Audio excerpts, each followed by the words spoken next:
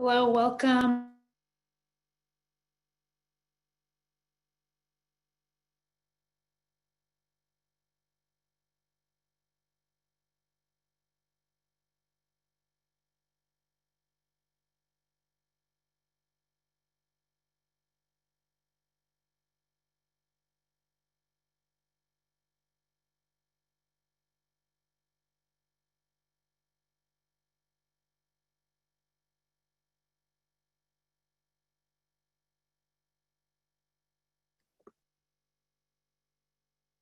Thank you. Sorry. Thank you for that. I think I was muted, so I apologize. Raquel Rose here for the new incoming superintendent for the Kentfield School District. Welcome, everybody. And just trying to figure out how to navigate this. We'll give ourselves one more minute. I'll wait till 4:02 till we get started. We have 24 attendees thus far.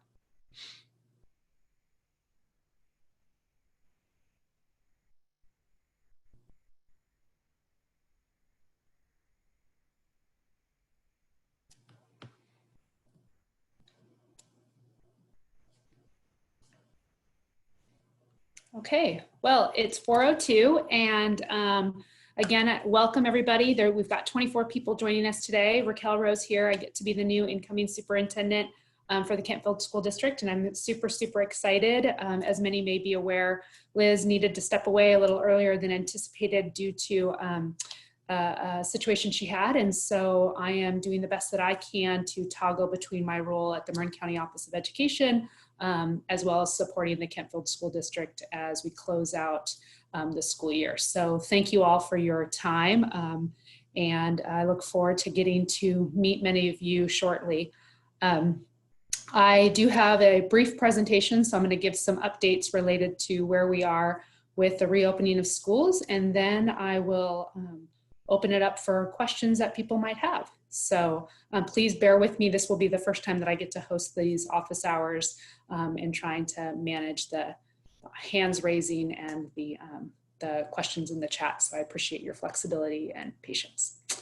Okay, with that said, I'm going to go ahead and try to share my screen here. And there. And present. Okay, so welcome everybody again. I'm continuing to utilize the platform that I've had the last number of weeks that I've gotten to present to you all, and this is really highlighting the return to school roadmap and rethinking schools in the COVID-19 environment. So today's June 18th. I will continue to maintain these office hours throughout the summer. They will be recorded and posted as well, so if you're not able to join, you could always watch at another time. And just trying to give people updates in real time. So I guess as many are aware, this is our purpose statement, really. We have 4 key points here that's been adopted from our strategic plan as we're thinking about reopening school and focusing on the physical and social emotional well-being of our kids, eliminating the achievement gap, offering a rich, high-quality program, optimizing financial and human resources, and really thinking boldly. Our multidisciplinary subcommittees are composed of a site safety task force, social emotional wellness, technology, and instruction, and we have a steering committee that comes together as well. We reignited our group this past Tuesday as a whole, and the subcommittees continued their work, and I just have to say special thanks to all of our staff that's really stepping up and leaning into this work. It is a lot of work to be coming together during these months when school is out, and I appreciate all of their feedback and deep thinking about this work, and especially in a time where things are changing rather quickly. So, so thank you all for that. As I just mentioned, the information is evolving rather quickly, and we just had another press release come out that we knew something was going to be coming sometime this week, and still trying to digest the information. So what I can share is, first and foremost, the decisions that we're getting to make on behalf of the students that we serve is really all based on public health guidance, and really taking what they're providing us to move forward as we think about the 2021 school year. What we know is that it seems as though there will be more opportunity for in-person classroom-based instruction and opportunity for distance learning. What that will exactly look like is still to be determined. We anticipate re-engineering of our facilities and classrooms, the essential protective equipment that will be necessary in our settings, ongoing training and monitoring, and again, optimizing our resources. If some were able to join our special board meeting earlier today, clearly the budget is top of mind and trying to be very mindful around all of our expenses that we have as a district. What's evolving and that we're still looking into is we have been told more recently that vaccine may not be available for 2 years out. Testing is becoming more available, especially for essential workers. And so in the recent guidelines that came out from public health just today is identifying that staff, essential staff, which would be our school staff, will have the opportunity to be tested on a regular basis. State funding, we still do not have our adopted budget. That won't happen until June 30, but we do anticipate that there will be that $54 billion shortfall. And how will that impact us? Staffing needs and patterns for our staffing, again, trying to really evaluate that in terms of what's needed so that we can ensure the safety and well-being of our students as we think about coming back onto campus, parents and their feeling about sending kids to school, and what are we going to do about those students that parents feel strongly about not sending them to school for potentially a health-related situation. The importance of the EPE, the essential protective equipment for staff and for students. And so I have an update related to that. Not only have we learned from our Office of Emergency Services and the Department of Education that we will be receiving some EPE from the state to help support our district as we think about reopening, but it will be just a small amount to get us started. We've also ordered some internally. And also the big question is related to cohort size. And so the most recent information is really talking about the need to be a stable cohort and thinking about what does that look like and how can that work on a school site.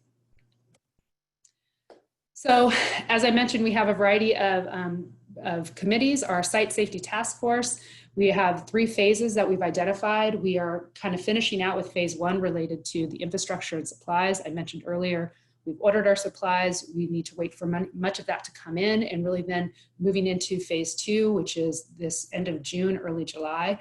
And that means implementing and putting in the infrastructure, setting up schedules and training, and really thinking about pilot planning. The board today approved funds to support us doing some pilot options at the end of July, early August. So we're excited about that opportunity. And then phase 3 talks about implementing the schedules we come up with and the training and the pilot program that we think might be something good to try out as we think about reopening school. The considerations as we plan, again, the public health guidelines. And as I mentioned previously, a press release just came out today. Also thinking about the stakeholder feedback, and that includes our staff, our parents, and we've also talked about the opportunity to pull together some focus groups that might include students. Thinking about our facilities and what's inside of our facilities, i.e. the furniture. I've received feedback from staff about the types of furniture that has been purchased makes it a bit more challenging related to maintaining the physical distancing. So just how do we overcome that barrier, and don't want to forget about the budget and the financial constraints that we have as we think forward. So as I mentioned, we did receive an update from public health. And again, I'm going to give a very high level overview and not get into the details of it, but just wanting people to have the heads up about some of the new information. This was provided last week.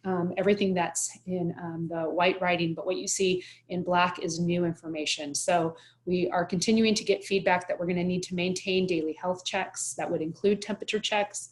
Those health checks would happen kind of twofold. One would happen prior to the children arriving at school or through their parent or guardian, and then another health check during the school day as they arrive with their teacher or the school staff. The EPE, the essential protective equipment, and so one of the big changes is related to the face coverings. Previously, we had heard any student above the age of 12 would be required to have face coverings. In the most recent guidelines that was put out today, it speaks to TK through 12th grade would be required, not recommended, but required to maintain the face covering. So that's new information. Essential worker testing, I mentioned that just a bit ago, is that there will be testing that's going to be available to offer to our essential workers, which would be our school staff, at least once every 2 months. And again, that would be in collaboration with public health and some of our medical providers. Physical distancing, I should have highlighted this in black. So 6 feet is what we had heard, that we needed to maintain the 6 feet distance, and that's very clear in the new guidelines related to adults. We're seeing some flexibility here related between the physical distancing between students being between 4 to 6 feet. So again, there's more review and evaluation of this information. Dr. Matt Willis and Dr. Lisa Santora will be sharing kind of their thinking related to these guidelines with school leaders shortly. And I also know they will be reaching out to other members of the public sharing more information about these new guidelines. Protocols, I've spoken about that previously, needing to the arrival and the departure, breaks and lunch. And then another new piece is, again, related to the cohorts. So what we're hearing now is more information related to stable student cohorts, which is a bit different than what we had heard previously. Last time I was in front of you all, I shared that we could begin mixing adults, but the key will be that we track the adults. So if a specialist teacher per se went into a stable classroom, stable cohort, self-contained classroom, that staff member would need to track which classes he or she went into during the school day. And that really, the purpose of that is for the test, track, trace, so we can mitigate spread. Facilities and ventilation, again, just the checks on our facilities. And then the last but not least is the importance of sanitation and cleaning procedures, and that we have clear schedules that are set up. As I mentioned, our steering committee came together this past Tuesday. We talked a lot about what our goals were and the actionable outcomes that we were committed to. And so those committees have kind of been narrowed a bit. We have, as I mentioned, the safety task force, the instruction, social emotional wellness, and technology. So our social emotional wellness subcommittee came together and talked about the importance of identifying a screener for students most at risk. Once that's identified, really naming those students that need to be monitored and supported for mental health and emotional support, implement strength-based practices, and provide social emotional learning tools and practices and supports to really promote the emotional well-being of our students. Some considerations they have as they're thinking about that is the notion of how are we integrating our social emotional supports in the classroom so that it's not a self-contained or isolated support area, but really is it integrated into our day-to-day, using the learnings from our current experience. What can we take from the survey feedback, what people experienced as they got to engage with students during the distance learning, and how can we apply that to help inform our planning. Again, continuing to cultivate the executive functioning skills for our students, and thinking about the cohort planning and what that looks like and how that might be informed based on safety, facilities, staff, siblings, etc. Next, our instruction committee. As I mentioned with the most recent guidelines from public health, again, we need to digest that just a little bit. It just recently came out, but some of the actionable steps our instruction team identified was really determining an instructional option based on student needs that is in alignment with public health, identifying a universal benchmark screener, being sure that we have contingency plans based on varied needs. So we have received feedback. There are some families that feel strongly that they do not, would not want their children to come back to school in seat. And so what would we be having available for those students? And then the training and education for all stakeholders. So really, once we identify the instructional program that will be implemented, being sure that everybody fully understands the why. Considerations, again, the cohort planning. I mentioned this before: safety, staff, facilities, siblings, childcare, etc. The notion of being sure that we're holding our students harmless, accelerating their learning instead of remediating their learning, keeping our specialized services on the forefront, special education, 504 plans, English learners, etc. Being sure we're nimble in case there's a situation where we do have to shelter in place, although the guidance we're hearing from public health is that we don't anticipate that to happen in the foreseeable future, but again, we don't have a crystal ball. And then learning from our current experience. So all of these are considerations as we think forward. The survey subcommittee, so as many know, the survey update, so it closed on Tuesday. From the parent guardian responses, we had 515 responses. I will be disaggregating that data over the weekend, and my hope is to be able to share that out to the community next week. You see in this PowerPoint, I put tentatively the week of the 22nd. So I'm just trying to need to get through all of that. We still need to determine the incoming new parent guardian survey. Staff surveys have gone out for certificated, classified, administrative, and confidential. We received 26 responses thus far. Our Kentfield Teachers Association also pushed out a survey for our certificated staff, and I'm sure they got a robust response there. So be utilizing all of that information as we, again, to help inform our planning for the fall. And as I mentioned before, we received a recommendation and the idea around focus groups of staff, parents, students to come together to, again, hear more feedback in terms of how we're thinking about what could it look like in the fall. Summer planning, as I mentioned, these subcommittees are continuing to come together, which again, I'm very thankful for their support and their deep thinking about this work. And I'm also excited to share that we will be operating some form of summer pilot, a Jumpstart program in late July, early August. We're looking at up to 6 classes, less than 4 hours a day for 2 weeks. We will be utilizing restricted funds for this, so there will be a specific criteria in terms of the students that will be able to attend the program based on some criteria around the dollars. But we're hoping to have 3 classrooms operating at Basage and 3 classrooms operating at Kent. So that's exciting, and we look forward to it. That is it on just kind of the update related to our planning for the fall and the most recent information we received from public health. So I am going to stop sharing my screen and start to take questions. I see I have some participants with their hands up. So let's go there. And Leo. Hi there. Oh, you have to, let me see if you have to unmute yourself. There you go, it works. So I have a couple questions. So question number 1 is about, I have 2 kids. One is going to be in 5th grade and the other one is going to be in 8th grade, both boys. And they both are in IEP program. So I want you to kind of share some thoughts on IEP. Obviously during the most recent distant learning, we actually were doing a lot of work. I think they've done pretty well, but the IP wasn't really present. So how is that going to change next year?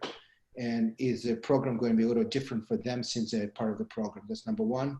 And number 2 is in regards to the pilot that you're doing in the summer. What is the selection criteria and who is going to be part of the pilot and how to get it in potentially? Mm-hmm. Yeah, so in terms of the IEP, I don't know if Erica Salazar, our interim Director of Student Services, is on the line. And if she is, if you could raise your hand. But if not, what I can say is that I got to participate in the instruction subcommittee today, and for sure they're keeping students with special education services front of mind related to what they may need, because we will be moving to a situation where we will have the opportunity to have in-seat programs for kids. You can anticipate that their services will definitely look different. I don't have the exact what they'll look like just yet, but obviously they have an IEP. We're wanting to abide by those agreements that we have in that documentation, but it for sure will look different into the 2021 school year due to the opportunity to be back on school campuses. And the second piece related to the criteria for the kids in the Jumpstart program, there's specific criteria that speaks to the dollars, the way in which we receive the funding. So it's specialized funding called Low Performing Student Block Grant that came out last year, I believe, and it's based on the growth that students made over time on the CASP assessment. So that will be part of the way in which we'll look at the students that are able to participate in that program. And I anticipate that we'll do an invitation and may, see if there's parents that are, interested. And so we're still going to vet that out, but that's just one of the main criteria that we'll need to utilize due to the restricted dollars. Okay, let's see here. Erica. Hi, how are you? Hi, good. I just wanted to ask a quick question because I was unfortunately out of range during the board meeting this morning. Could you tell us if there was a decision about the kindergarten teacher situation? Because I know that that's something that's come up at a lot of the past few board meetings, was the question of whether or not to approve another teacher at the kindergarten level, since the enrollment had increased significantly. Yeah. So what was decided from the board is that first, the enrollment has actually gone up some more. So we're at 95 right now based on the information I received from Basich School. And so what the board made the determination was to go ahead and formulate the fourth classroom, but to do some internal review in terms of the staff that's currently already built into our budget to see if there can potentially be reassignments and such. And so that's what we've been charged to do with right now, not to rescind, layoff, or to hire somebody from outside. And that's mainly due to the budget constraints that we have. If we were to bring in an additional teacher, it would have us deficit spending, which is a concern, obviously, not only from the board, but I'm sure from the community. So that's where we're at. So yes, the direction has been given to formulate the fourth class, but first to look at our internal staff and see if there's some adjustments that can be made before we bring in a new teacher. Okay, thank you for clarifying. Yeah, no problem. I think this is Amy. Hi, Raquel. Hi. How are you? Good. I'm sure you already heard that Larkspur announced that they were going 5 days, and then there just was an article in the IJ released saying that Almarin schools are going 5 days. Would Basich be any exception to that? And if this is true and Basich is planning to go 5 days, is that a full day schedule, a hybrid schedule, or what does that look like to us, or what do you anticipate that looking like? So I guess what I want to say is we for sure will be going 5 days. I just don't know what the 5 days will look like, right? Okay. So it's automatic, right? Not now because we're out for summer, but even prior to summer, let's say the first week of June, theoretically, we were going 5 days. As you may be aware, there were some districts that actually only went 4 days during the distance learning time. So the Miller Creek School District, as well as the Ross Valley School District, only went 4 days during distance learning. But obviously the Kentfield School District stayed 5 days. So for sure, you can anticipate 5 days as children will receive education. I don't know yet what the programs are going to look like.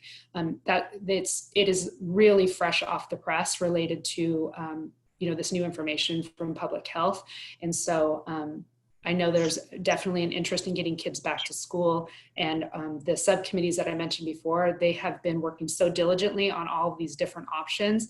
And we moved from 12 kids in a cohort coming together for 3 weeks on and then 3 weeks off, and kind of moving to a kind of very different scenario. And so we're trying to digest that before we can kind of say, this is our next plan, if that helps a little bit.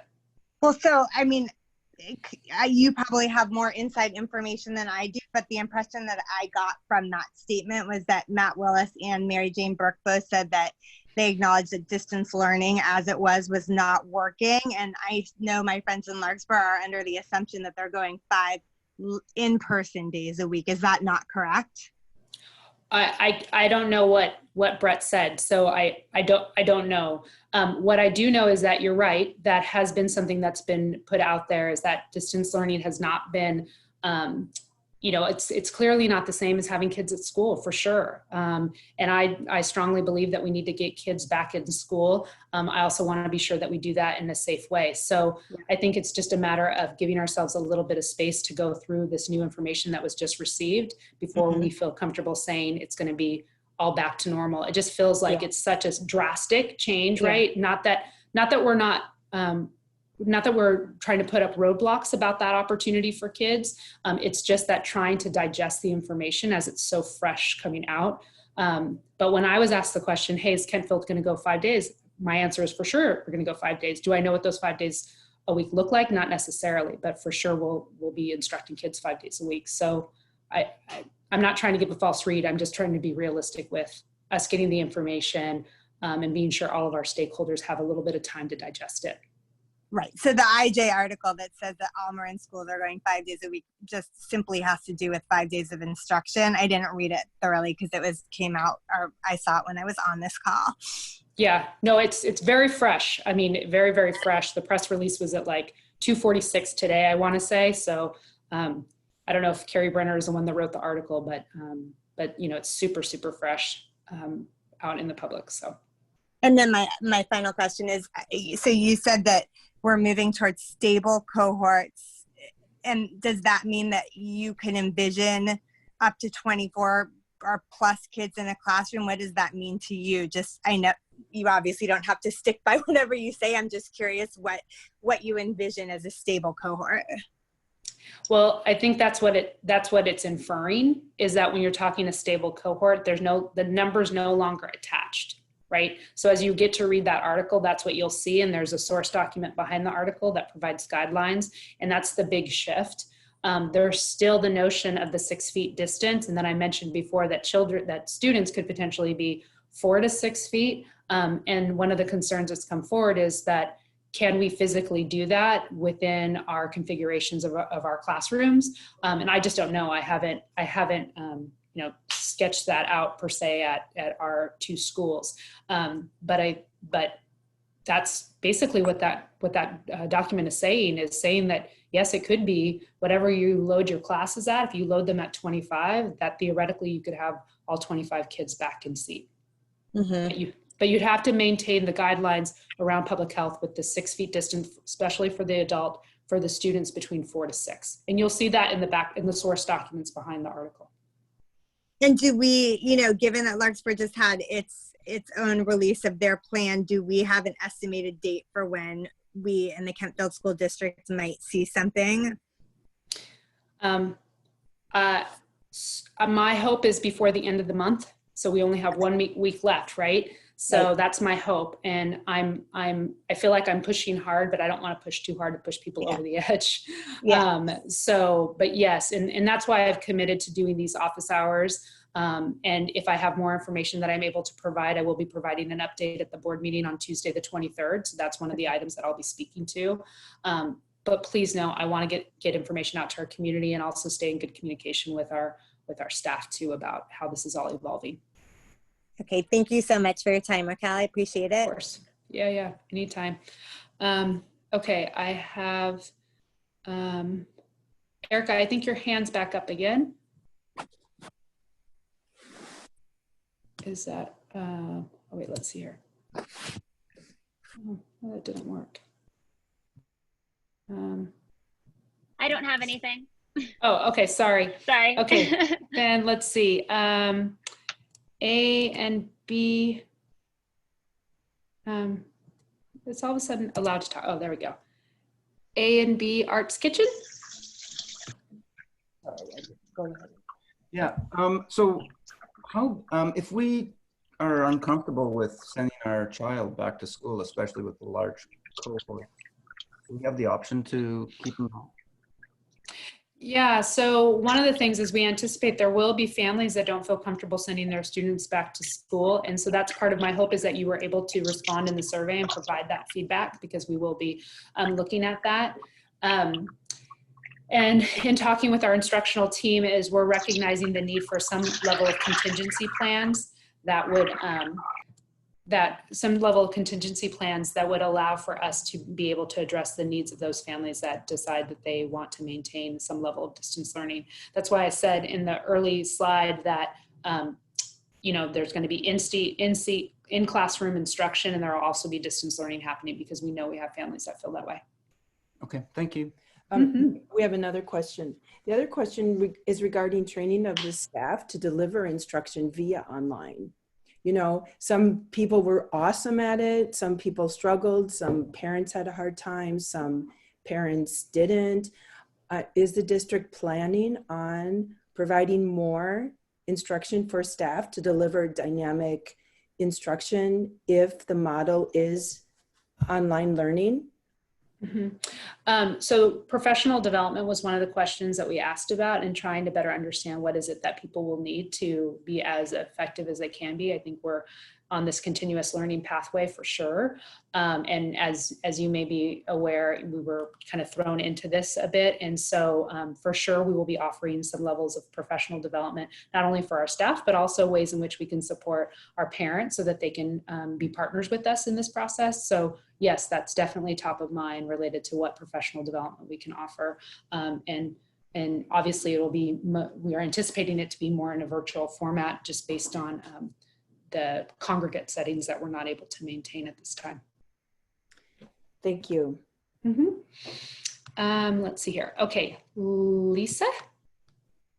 Hi, Lisa. Hi, Raquel. Seems weird that we can't really see each other. Hi, thank you very much.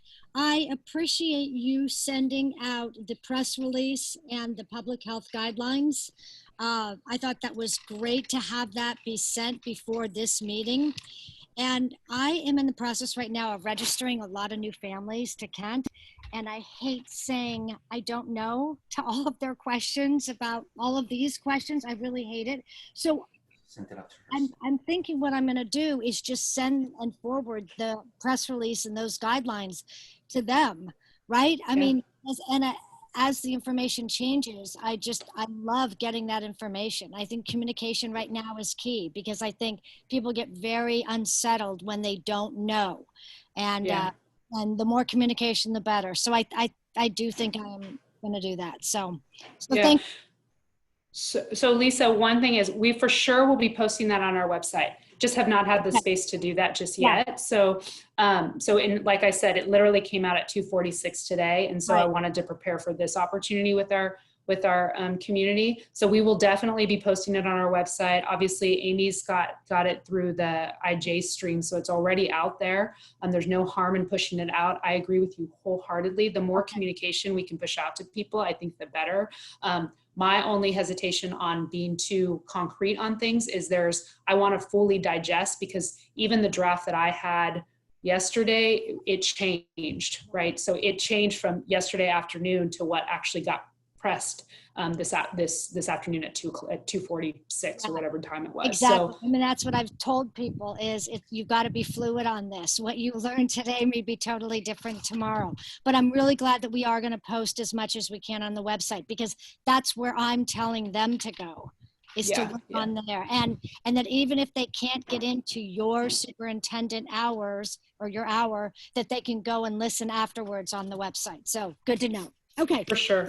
Yeah, it'll be posted. Great. Okay. Thank you. Yeah.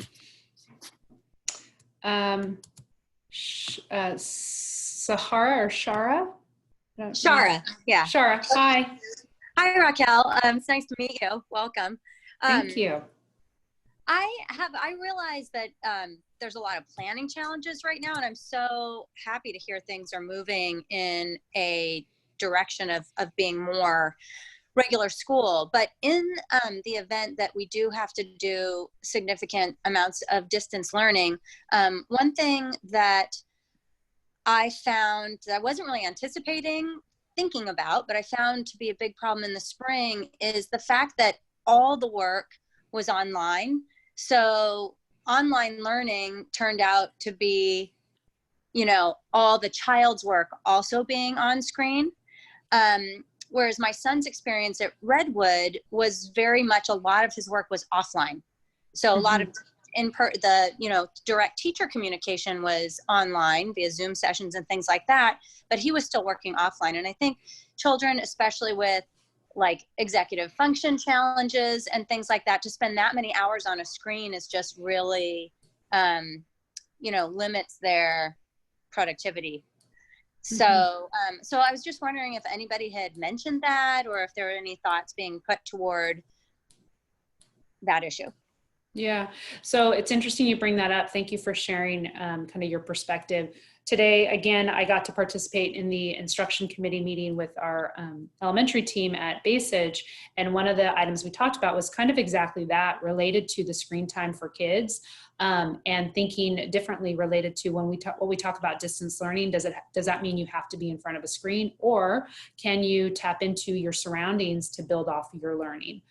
So really kind of thinking and focusing on, which is one of the strategic plan goals around inquiry-based instruction, and utilizing inquiry and asking yourself wondering questions about what you see in your house, outside your house, when you're coming to and from school, to help really inspire kids and get them thinking about things they might be more interested in their own communities. So I definitely think it's something that the teachers are thinking about as we think about what the fall can look like. So I appreciate you bringing that forward. I hope that you shared that as well on the survey, because I think that'll be good feedback for us to continue to have. Yeah, I did share it on the survey, and that's great that they're talking about that. And I even mean, even a little thing like maybe writing, if there is a worksheet they're doing or a graph they're drawing, just doing it with pencil paper, even if it's not, a really engaging offline activity, but just continuing to use those fine motor skills and, connect with the physical world. Yeah, and that's exactly what we talked about. We talked about having some kind of journaling activity where kids could either write or draw based on a guiding question that their teachers might have provided at the end of the day, that they would respond to independently and share it back the next day at school, whether that's in seat or in a virtual format. So for sure, it's definitely something that we're in discussion about. Wonderful, thank you. Mm-hmm. Okay, let's see, Anna Lynn. There we go. Oh. Hi, Raquel. Hi, Anna Lynn. Thanks for continuing to hold your office hours and for all the great information you've provided. I want to confirm what I think I've been hearing, just to make sure that I'm hearing it correctly, that no matter what, there will be 5 days of instruction, but that definitively there will be a distance learning model for those who choose to go fully distance learning. Yes, there will be 5 days of instruction being provided to kids. How that will look, I don't know. And I'm aligning that to what happened this past spring. We had 5 days of instruction happening for kids. It was in a distance learning format, right? So for sure, that's one.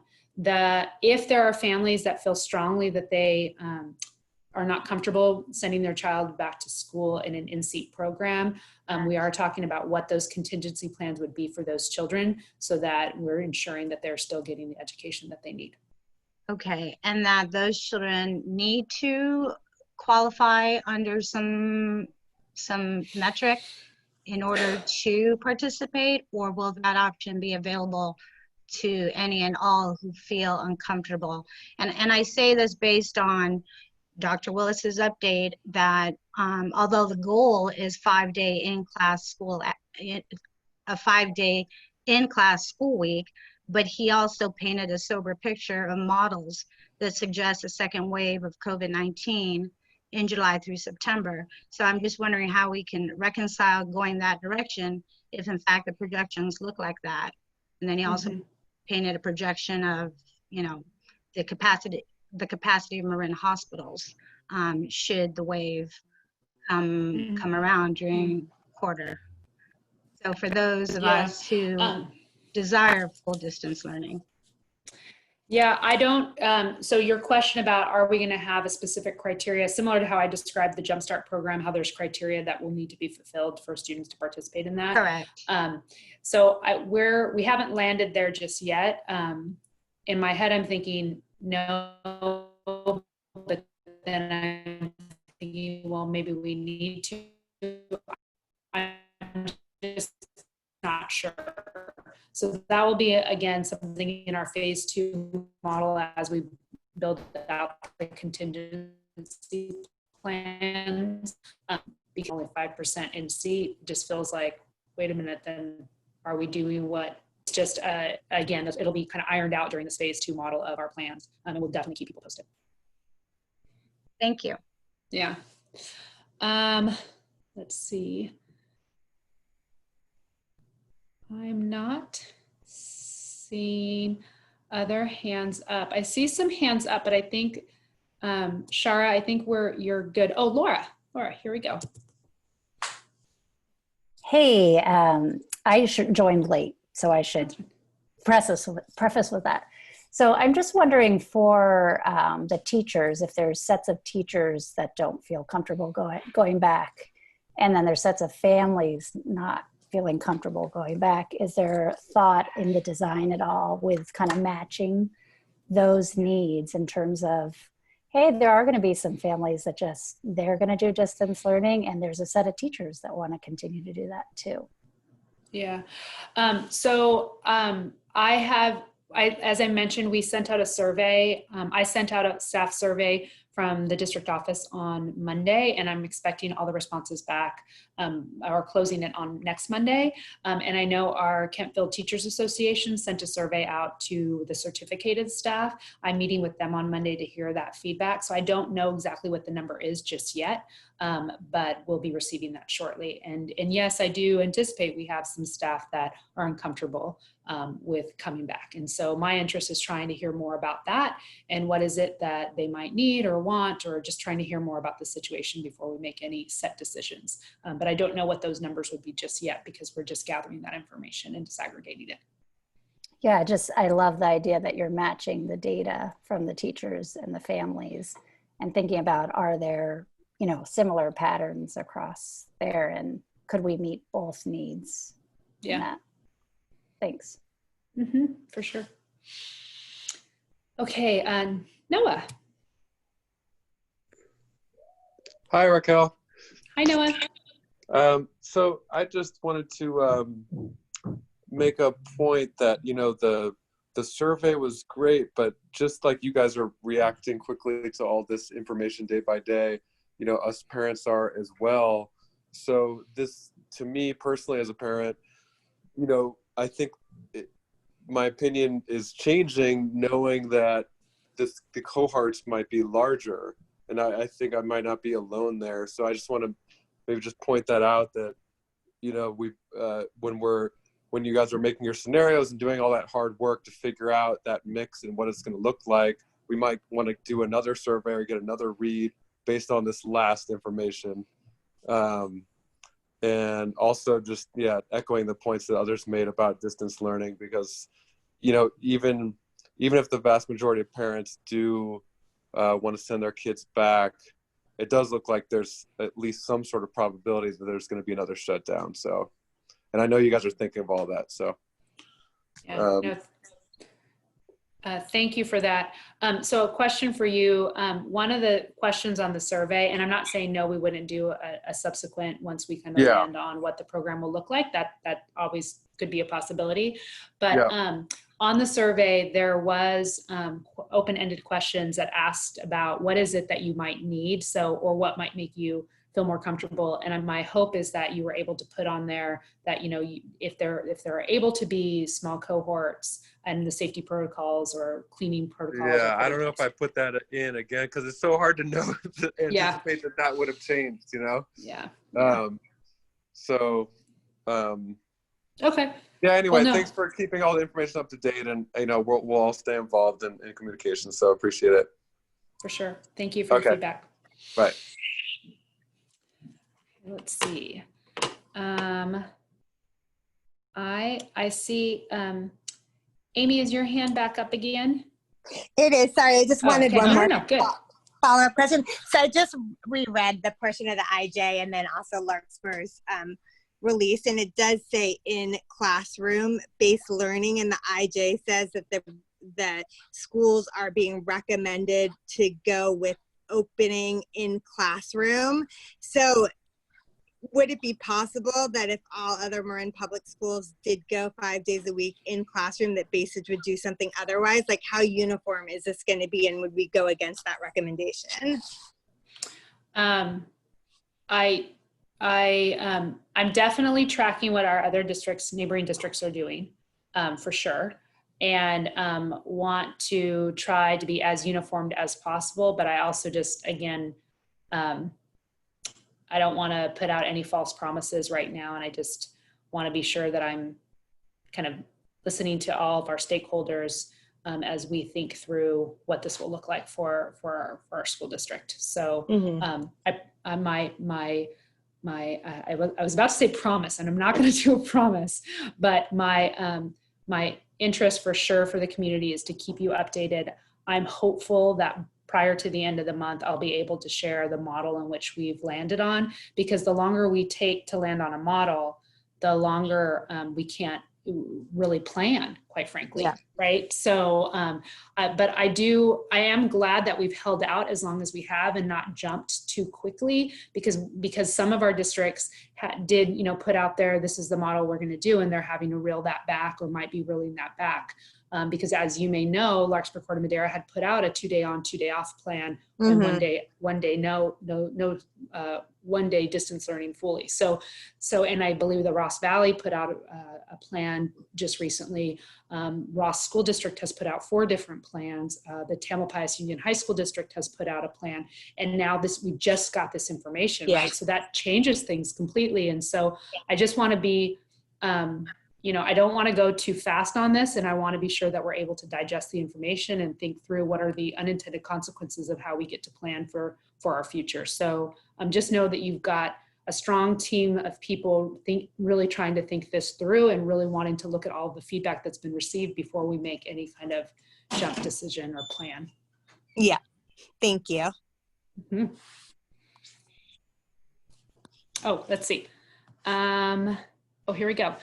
Shayna, sorry, tell me if I pronounced that wrong. Or Shauna? Yeah, that's fine. Quick question. So I may have missed this because I've been in and out, but is the plan to still start school on August 25th, or has that date changed? No, the date has not changed. We are still planning that school will start August 25th. Great. Awesome. Thanks. Good to know. Mm-hmm. I like that I had a definitive answer on that. Meredith, you're up. Hi, thanks. And again, appreciate you continuing these office hours. Some of us can't attend very often because of work schedules. So I came in late too. So I'll start with that caveat. And I expect I'll get some catch up with some of those on the call today about what was discussed.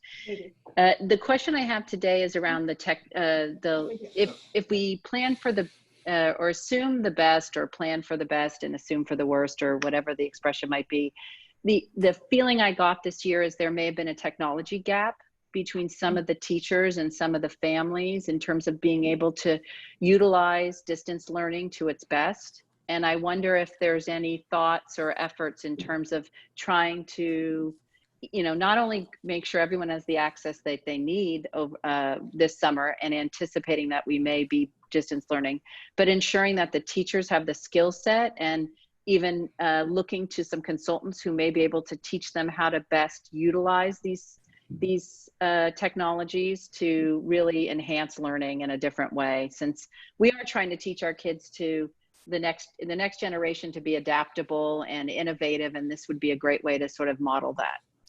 Yeah, no, thank you for that. So for sure, that's one of the things that we did talk about a little bit earlier, not a whole lot in depth, but the interest of what professional development would we be offering and workshops. I just want to say that we have had the chance during the course of this spring, and there is some planning that's happening over the summer that's being pushed out to all school staffs across our county, related to how to continue to hone in on your skill set. And that's not uncommon for our educators during the summer months to really do some of that professional growth. Clearly, there's this focus around the virtual options, mainly due to people being kind of thrown into this new way of doing things. We've had some partnerships with Dominican University to help with managing and working with platforms such as Zoom and some of our other internet platforms or technology platforms that people are utilizing. Flipgrid, Seesaw, I think is a very is a program that was utilized by the Kentfield School District. So for sure that's out there, and that we're looking into what kind of trainings and support people will need. That was part of the survey that we also provided to staff, but not only for staff, but also what we can offer in terms of parent education to help parents, because again, it is a partnership. And so trying to work together on it. And how much outside of the school? So, obviously there are some teachers who navigated it very elegantly and probably can be great teachers to others within the district. And then there may be opportunities to learn from some of the other school districts, or some about what might be tools we could be thinking about for the next year and start getting ready with them beyond Zoom. Yeah, no. So there's a couple of things that have already happened. And so one is, For sure, there's agencies outside of the school district in particular, right? So whether it's local universities that we're partnering with or different companies that have platforms they want to share. But we are also offering these mini workshops where colleagues within the county are sharing ways in which they approached the instruction this past spring. And so it's providing some hand over hand for those that are trying to still navigate and continue to build their proficiency related to virtual teaching. So believe me when I say that there are a multitude of resources that people are looking into to continue to hone their skills independently. And then separate from that, the district typically at the beginning of the school year offers some level of professional development. And so we have not begun planning exactly what that professional development will be, but know that based on some of the feedback that's been provided will help shape what we identify as some PD for our staff. Great, thank you so much. Mm-hmm. Let's see, Laura, is your hand up? I think. Maybe not. Sorry, it's not up. I don't think I ever put it down. No worries, no worries. Okay, looking for more questions. Maybe I'll see if I have anything in the chat. Let's see.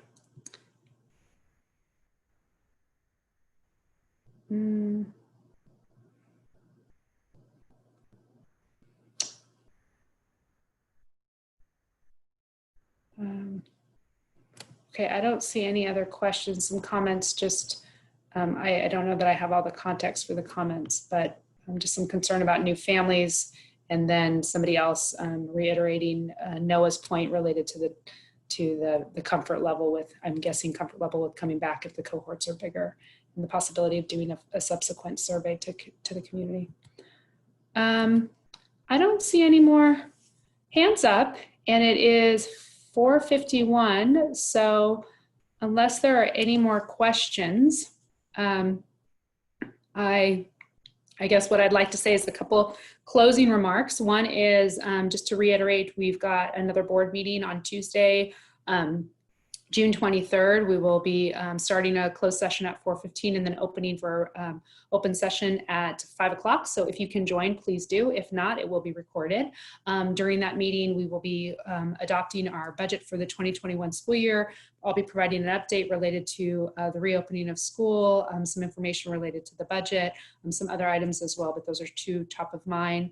I will be posting the information, or not I, our team will be posting the press release that's been referenced on this call today on our website. So you'll be able to see that. And it has specifically the letter from public health, as well as the guidelines for opening in school in the fall in school. And we'll be trying to provide additional information that Leo asked about, specifically related to the criteria for kids that will get to participate in the Jumpstart program.